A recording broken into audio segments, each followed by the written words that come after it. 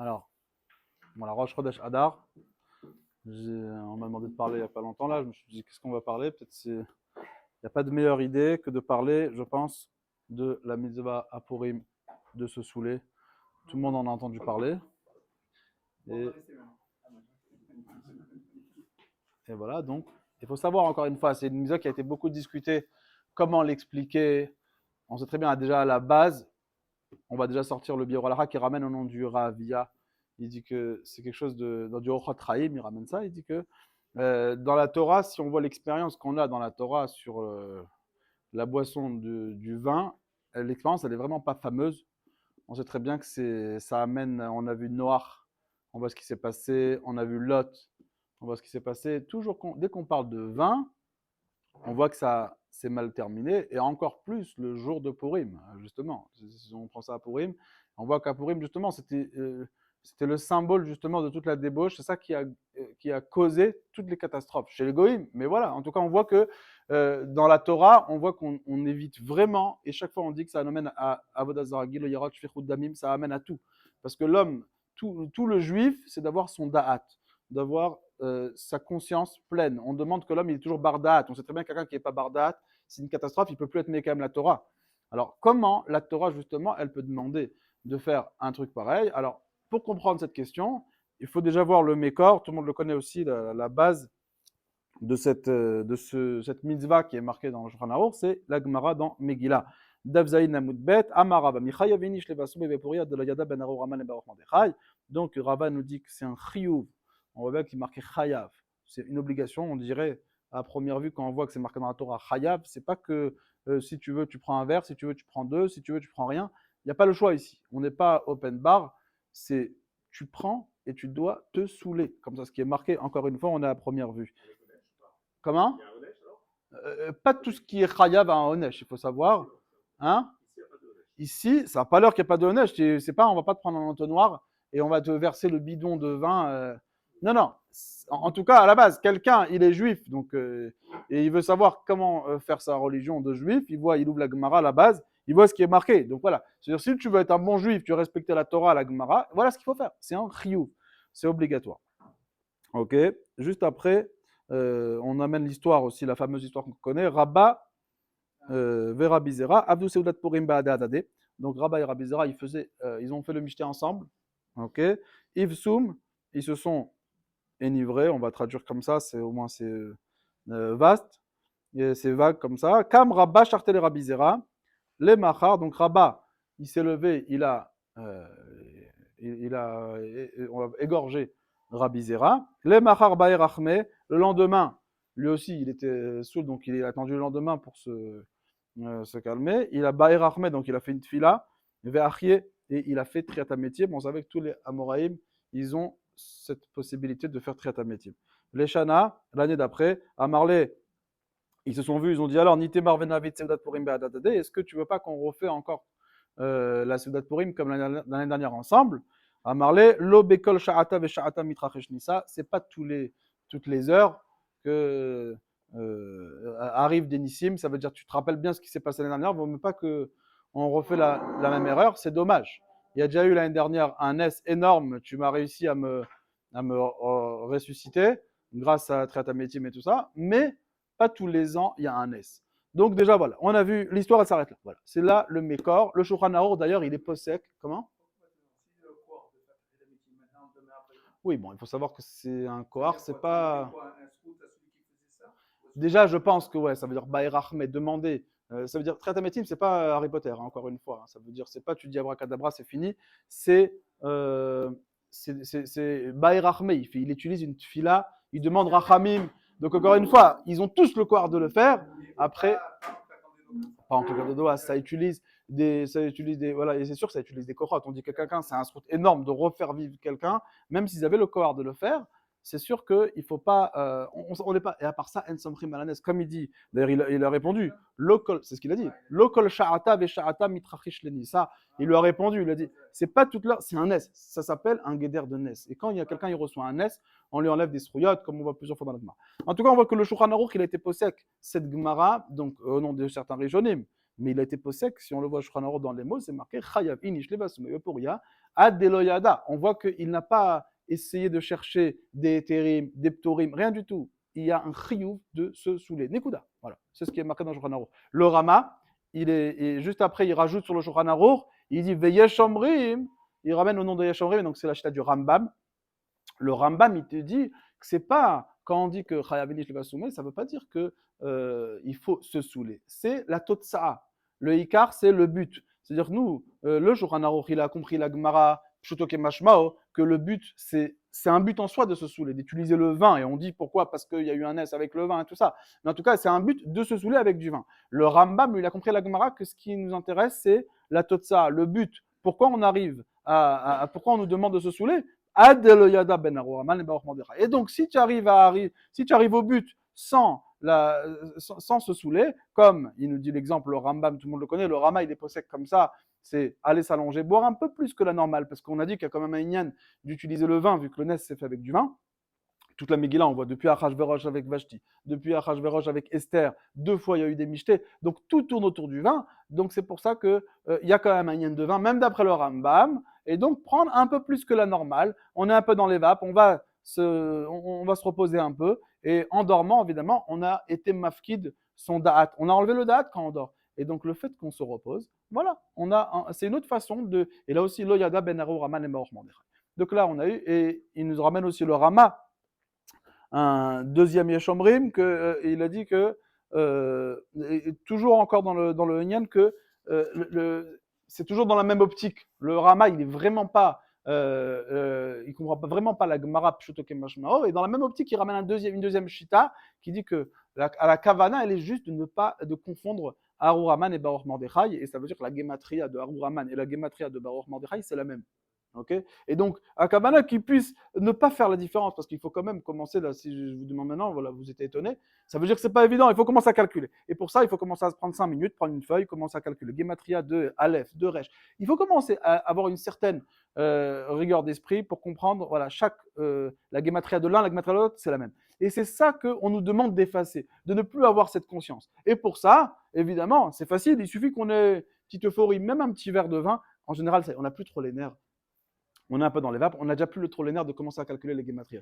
Donc voilà, c'est 2 Yashomrim que le Rama ramène, mais qui se ressemblent beaucoup parce qu'ils ont le même but, c'est de nous dire qu'il n'y a pas de Pshutoke Mashmao. La Gemara, elle n'est pas Pshutoke Mashmao. Déjà, on peut aider cette chita parce que déjà, il faut savoir que si le Rambam il a choisi cette chita, c'est pas pour rien. Le Rambam, on a dit que c'est un des Hamoudé Ora, et une des raisons pour laquelle il a choisi ce chemin, c'est pas compliqué, c'est le Rabbeinu Ephraim qui est ramené dans le Ran. Il nous dit que c'est vrai que c'est marqué dans la Torah, dans la Gemara Chaya, c'est vrai que c'est marqué comme ça. Il faut oublier qu'il y a une histoire juste après. C'est un drame, ce qui s'est passé entre Rabba et Rabbi Zera. C'est vraiment une catastrophe. Non, ça veut dire, si on réfléchit de nos jours, en 2023, sur Beth comme ça, on voit qu'il y a un michté de 2 grands rabbanim de l'Olam qui font le michté ensemble et que ça s'est fini comme ça. Je pense que ça aurait fait la une des journaux, c'est pas possible. C'est un drame. Et justement, pourquoi la Gemara nous ramène un récit, un chiyuv pareil, et que la Gemara, 2 lignes plus tard, elle nous ramène un fait pareil, c'est pas pour rien.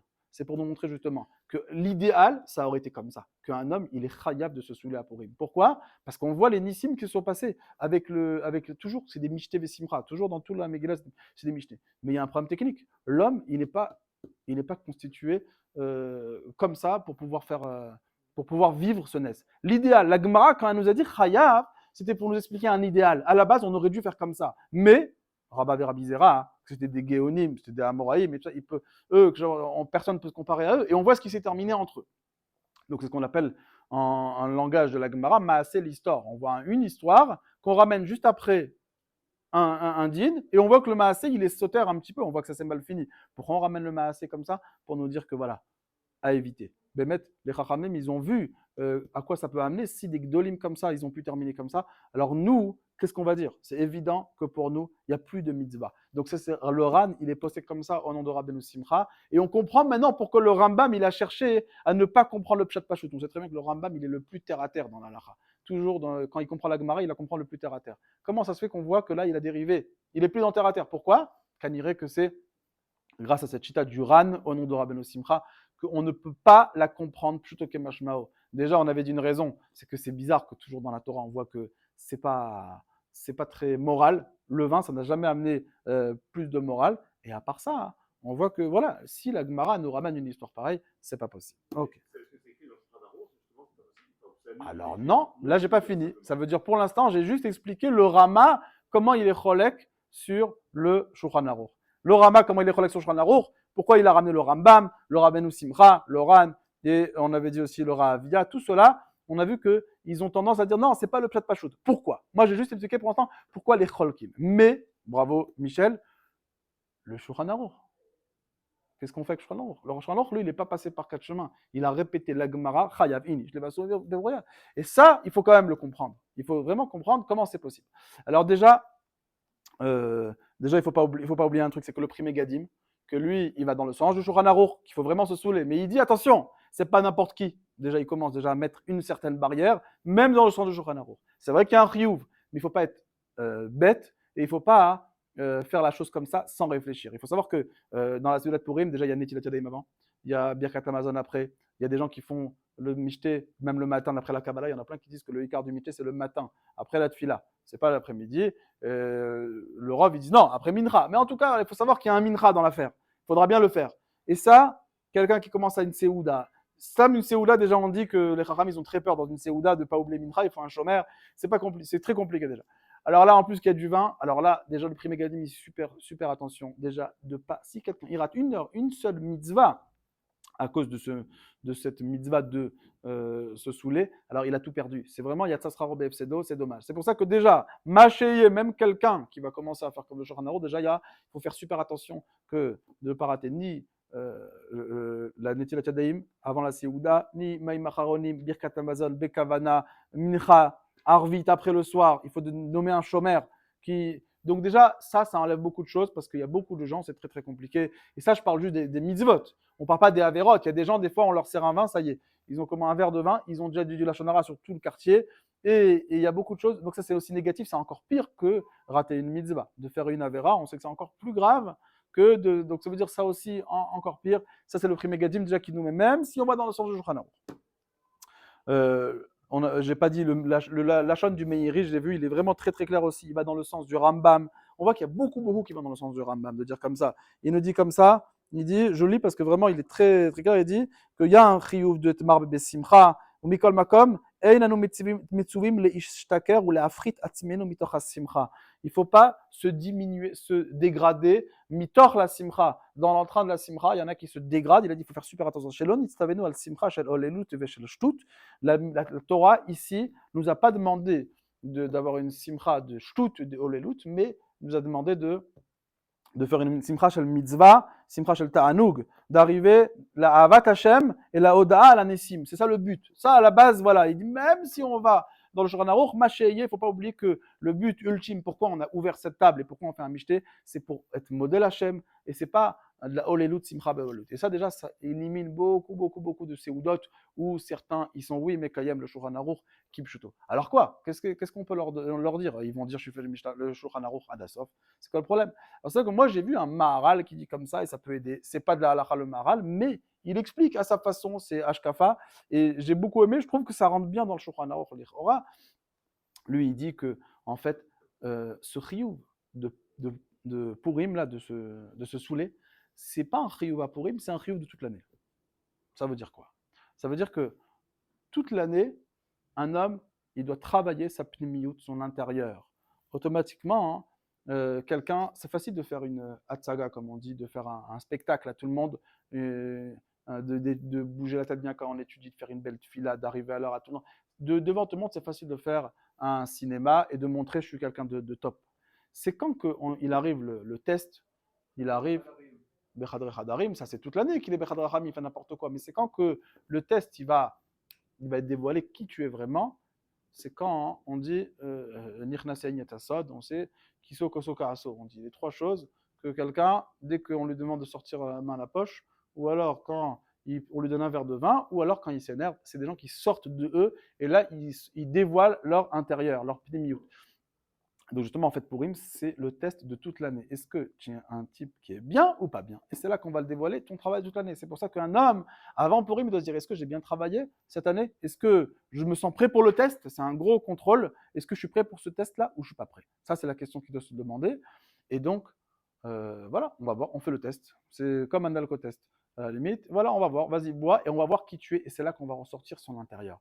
Et il est médaillé que ça, hein, justement, de la Gemara. C'est marqué, Chayav Inish le Vasumaya. C'est quoi Inish? C'est un homme. Et un homme, c'est pas un Inish. Stam, c'est beaucoup plus fort. C'est Inish, c'est un, comme on dit, un mensch. Ça veut dire que si quelqu'un, Behemet, il est Inish, alors là, il est Chayav. Ça veut dire qu'il faut vraiment faire attention à ça. Donc là déjà, même si on range, le Shulchan Aruch, il a répété cette phrase. Donc on peut très bien comprendre, moi c'est comme ça que je comprends ce Shulchan Aruch, c'est que quelqu'un, le matin de Purim, il arrive devant sa table de Michté, il doit se dire, est-ce que je suis un Inish ou je ne suis pas un Inish? Voilà, ça c'est la question qu'il doit se dire. Et il dit, si je suis Inish, bah, je peux y aller. Et là, il n'y a même pas de quoi avoir peur. Moi je sais personnellement que j'ai vu des... Comment? Je suis Chayav. Et c'est ça la mitzvah, et il n'y a pas une des Hagas. Alors là aussi, il y a l'histoire de Rav Yosef, Rabba Rav Yosef, qu'on va même expliquer rapidement aussi, je ne sais pas, même en 2 minutes on peut expliquer. Mais en tout cas, si je suis un vrai Inish, moi je dis voilà, j'ai vu des gens qui se saoulent, qui montaient sur les voitures, ils cassaient les pare-brises de tout le monde, et je ne sentais pas que c'était la Gemara demander ça. C'était pas sain. Et j'ai vu d'autres personnes, j'ai vu des grands rabbanim, quand j'étais en France, je voyais que ils avaient 70 ans comme ça, ils étaient tout rouges, ils n'arrivaient même pas à se lever de la chaise tellement qu'ils étaient saouls. Ça veut dire vraiment, Adelo Yada, je pense qu'il se met quand même, ils n'arrivaient pas à s'arrêter, de sortir des masertotes sans s'arrêter par cœur. Et ils commencent à dire des Rambam, Rav Kravitz. Voilà. Quand j'étais petit, ça fait 30 ans, je me rappelle, je le voyais, tous les pourris, j'allais chez lui.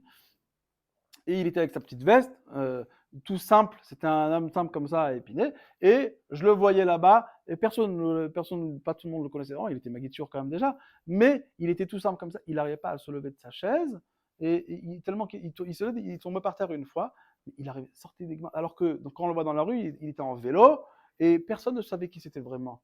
Et donc c'est quand qu'on le voit, il était mégalé, son puniméut. Lui, je pense qu'il n'aurait pas cassé de table, il n'aurait pas cassé des pare-brises, et il n'y a pas de tzad comme ça. Et c'est une personne dont je parlais aussi avec le Rav. Derrière, il m'a dit la même chose qu'il en connaissait beaucoup à Anvers aussi. La même chose. Donc on voit qu'il y en a beaucoup comme ça. Et c'est des gens comme ça que la Gemara, elle a demandé. Et c'est vrai que le Shulchan Aruch, il a dit, moi j'ai parlé Chayav Inish, t'es un Inish, mais vas-y, tu n'as rien à craindre. Maintenant, comment comprendre l'histoire? Même d'après Shulchan Aruch, on a vu que Rabbi Rav Yosef, quand même, ils étaient comme ce Rav Kravis qu'on parlait. On peut dire, et eux, on voit que ça s'est très très mal fini parce qu'il n'a pas cassé son pare-brise de la voiture et il a égorgé. Comment comprendre? Alors ça, il y a un Khatam Sofer et on va finir avec ça, qui explique, c'est au nom de son Rav, le Hafla, donc c'était son Rav, Rav de Abedin de Francfort, et lui, il explique qu'en fait, il y a une marloquette, Rabba et Rabbi Zera, justement, dans Choulin, à propos de la Ilchot Shrita, si un couteau, on l'a chauffé à blanc, et après, on a coupé la BMA. Est-ce que la Shrita, elle est kshera ou pas? C'est quoi la marloquette? C'est est-ce que quand on sait très bien que le feu, ça tue aussi, ouais. Quelqu'un, et si on lui passe le chalumeau, la gorge, on le tue. Maintenant, si le couteau, on l'a chauffé à blanc, alors il s'avère que, alors, on ne sait pas qu'est-ce qui a devancé quoi. Est-ce que c'est la lame du couteau qui a devancé, et dans ce cas-là, la shrita lekshera, après qu'il soit chauffé à blanc, c'est pas mon problème. Ou alors non, puisqu'il était chauffé à blanc, avant que le couteau il est tué, c'est le feu qui a tué. Dans ce cas-là, c'est ça la question. C'est une question de médecine, encore une fois. Il faut demander à des physiciens et ils vont savoir la réponse. Mais c'est une Gemara qui se pose la question, qui tue avant? Qui tue en premier? La lame ou le feu? On sait très bien que pour la Torah, pour que la Shrita soit kshera, c'est sûrement pas le feu, c'est la lame. Alors comment faire? Et justement, Rabbi Zera, lui, il dit quoi? Il dit que c'est la lame qui tue. Et alors, le Hafla, juste, il dit comme ça, il dit, d'où il sait que c'est l'homme qui... Il était physicien, il était quoi? Il était en physique-chimie, il était quoi? D'où il sait? En biologie?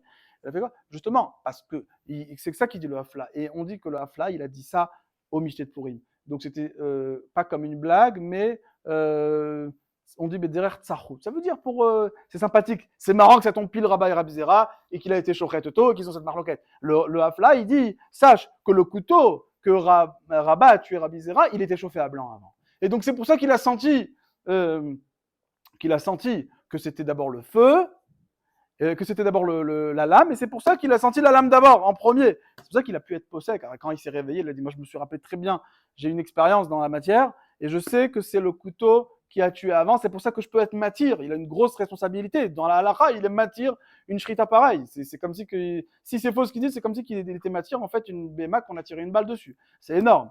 Et le Rav Peretz Moskovitch, qui est derrière vous, le Rosh Kollel du fond l'après-midi, il m'a dit un pshat encore plus dessus. Comment ils sont arrivés déjà dans ce matzav-là de ce matzav de Rabbah Shachat le Rabbi Zera. C'est vrai que c'est beau ce pshat-là. Déjà par ça, le Khatam Sofer, il dit ça au nom du Hafla. Il dit, et je dis pas une petite blague. C'est pas une petite blague que le Hafla, il dit ça derrière Tzachot, il a dit ça au Mishnah de Purim. Il a dit si une bouche pure, elle a sorti un pshat pareil, c'est pas de la rigolade. Ça veut dire que c'est vraiment ce qui s'est passé. Donc il a dit, il faut pas croire comme ça. Toujours on dit ce pshat-là, tout le monde dit ça a été dit en blague, mais sauf comme ça le Khatam Sofer lui-même, il témoigne sur son Rav, il dit si mon Rav, il a dit une phrase pareille, de sa bouche sainte, c'est sorti une phrase pareille, c'est sûr que c'est le vrai pshat. Maintenant, comment ils sont arrivés à se battre? Alors, c'est comment? Ça répond pas à la question. Eh ben, il faut savoir que justement, là, on parle pas de deux Russes là qui sont en train de boire de la bourra, de la vodka. C'était pas du tout comme ça. Quand on voit, c'est marqué Ivsoum déjà. C'est quoi Ivsoum? C'est pas marqué Ishtakrou. Ishtakrou, c'est comme on dit deux Russes qui boivent comme des trous, ils sont finis. Là, il y a un problème. Eux, Ivsoum, on dit dans le même DAV, on parle, c'est quoi le bassoumé? Les bassoumés, c'est pas du tout les ishtaker, c'est pas du tout la même chose. Les bassoumés, c'est comme un bossem, c'est comme un parfum en hébreu, on dit un bossem, ok?